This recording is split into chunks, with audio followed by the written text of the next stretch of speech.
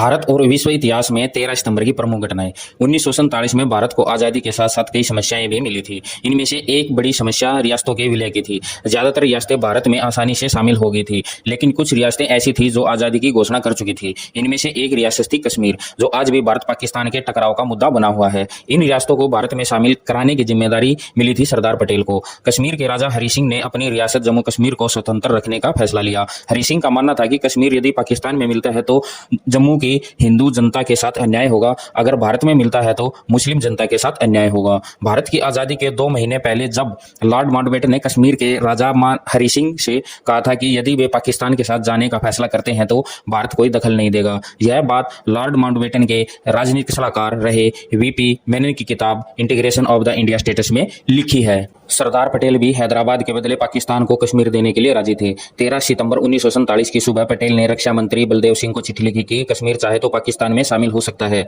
इसी दिन पटेल को जब पता चला कि पाकिस्तान ने जूनागढ़ के विलय का प्रस्ताव स्वीकार कर लिया है तो वे भड़क गए। उन्होंने कहा कि यदि पाकिस्तान हिंदू बहुल आबादी वाले मुस्लिम शासक के जूनागढ़ को अपना हिस्सा बना सकता है तो भारत मुस्लिम बहुल आबादी वाले हिंदू शासक के कश्मीर को क्यों नहीं ले सकता। उसी दिन से कश्मीर पटेल की प्राथमिकता बन गया था। 1948 से सरदार पटेल के आदेश पर हैदराबाद में सेना घुसी थी। आजादी के बाद हैदराबाद के नवाब मीर उस्मान अली ने अपनी रियासत को आजाद रखने का फैसला लिया था। वे चाहते थे कि हैदराबाद का संबंध सिर्फ ब्रिटिश सम्राट से ही रहे। हैदराबाद कांग्रेस चाह रही थी कि हैदराबाद का विलय भारत में हो, लेकिन दूसरी तरफ इत्तेहादुल मुस्लिमीन नाम का संगठन निजाम का समर्थन कर रहा था। पटेल ने 13 सितंबर 1948 को भारतीय सेना को हैदराबाद पर चढ़ाई करने का आदेश दे दिया। इसे ऑपरेशन पोलो कहा गया। 3 दिनों के भीतर ही भारतीय सेना ने हैदराबाद पर कब्जा कर लिया। इस ऑपरेशन में 42 भारतीय सैनिक शहीद हुए और 2000 रजकर मारे गए। अलग अलग लोग इस आंकड़े को काफी ज्यादा बताते हैं। 17 सितंबर 1948 को निजाम ने हैदराबाद के भारत में विलय की घोषणा की। 1929 से जतिंदर नाथ दास की शहादत,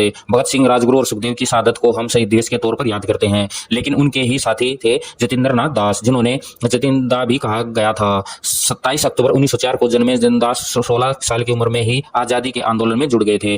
दक्षिणोत्तर बम कांड और काकोरी कांड के सिलसिले में 1925 में उन्हें गिरफ्तार किया गया था। सबूत नहीं थे, इस वजह से मुकदमा नहीं चला, पर उन्हें नजरबंद रखा गया। लाहौर असेंबली में बम फेंकने के मामले में भगत सिंह के साथियों के साथ ही जतिंदा भी पकड़े गए थे। जेल में अव्यवस्था के खिलाफ क्रांतिकारियों ने जतिंदा के नेतृत्व में 13 जुलाई 1929 को अनशन शुरू किया। उनका अनशन खत्म करने की हर कोशिश की गई, लेकिन वे टस से मस नहीं हुए।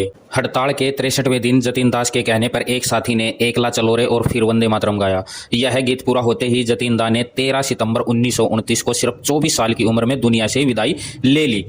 1791 फ्रांस के राजा लुई 14वें ने नया संविधान अंगीकार किया। 1882 एंग्लो मिस्र युद्ध तेल अल केबिर की लड़ाई लड़ी गई। 1914 प्रथम विश्व युद्ध जर्मनी और फ्रांस के बीच एस्त्रे में लड़ाई शुरू हुई। 1922 पोलैंड की संसद ने जेडानलिया बंदरगाह निर्माण अधिनियम पारित कर दिया गया। 1923 स्पेन में सैन्य तख्तापलट, मिगेल डे प्रेमो रिवेरा ने सत्ता संभाली और तानाशाह सरकार की स्थापना की। ट्रेड यूनियन को 10 साल के लिए प्रतिबंधित कर दिया गया। 1947 प्रधानमंत्री जवाहरलाल नेहरू ने 40 लाख हिंदुओं और मुसलमानों के पारंपरिक स्थानांतरण का सुझाव दिया। 1948 उप प्रधानमंत्री वल्लभ भाई पटेल ने सेना को हैदराबाद में घुसकर कार्रवाई करने और उसे भारतीय संघ के साथ एकीकृत करने का आदेश दिया। 1968 अल्बानिया वायरस संधि से अलग हुआ। 2000 भारत के विश्वनाथ आनंद ने सेनान में पहला फिडे शतरंज विश्व कप जीता। 2001 ओसामा बिन लादेन को पकड़ने हेतु अमेरिका द्वारा पाकिस्तान पर दबाव डाला गया। 2002 इजराइल ने फिलिस्तीनी अधिकृत गाजा पट्टी पर हमला किया। 2005 सुरक्षा परिषद की स्थायी सदस्यता हेतु समर्थन देने के लिए संयुक्त राज्य अमेरिका ने मानकों की घोषणा की। 2006 भारत ब्राजील साउथ अफ्रीका त्रिगुटिया संगठन का पहला शिखर सम्मेलन ब्राजील की राजधानी ब्रासिलिया में शुरू हुआ। 2007 national aeronautics space administration NASA के वैज्ञानिकों ने बृहस्पति से 3 गुना बड़े ग्रह का पता लगाया। रूस के राष्ट्रपति व्लादिमीर पुतिन ने प्रधानमंत्री मिखाइल फेदको के आग्रह को स्वीकार करते हुए केंद्रीय कैबिनेट को भंग किया।